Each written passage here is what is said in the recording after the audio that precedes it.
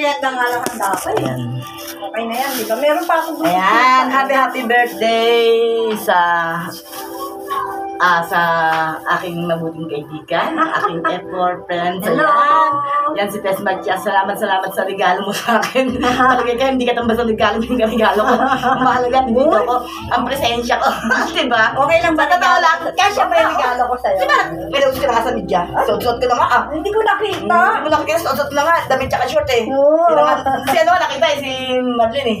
Sabi, ay, pati si Madeline. Ano naman ni Marlene? Pati damit na niya sinuot. Lahat ng mga bigay sa akin, pinuus ko na sa media. Ayan. Ilang taon ka na? 69 na. Ayan. 69! Diyos ko, baligtaran na yan. Yan ang gusto namin mag-asawa. Ayan, nagpapulitan niyo. Favorite number. Tingnan, 69 favorite mo. Noon. Wala na. Wala pala siyang partner. Ayan, single mom na siya. Yung gusto na nagkaka-interest sa kanya, ayan, dalagan-dalaga siya ngayon.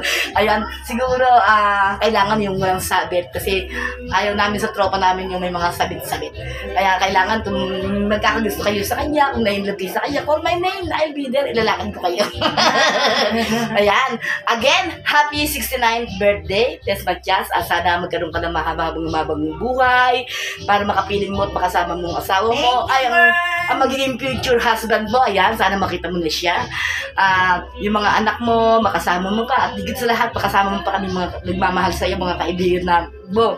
Kaya sana, pagpalain ka ng Diyos, hangad ko ang iyong swerte, mabuhay ka hanggat gusto mo. Yeah.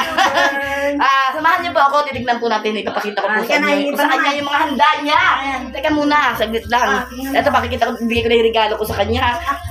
Kunin mo lang yung regalo ko, saglit may damit ako dyan. Yan. Yan lang. Kahit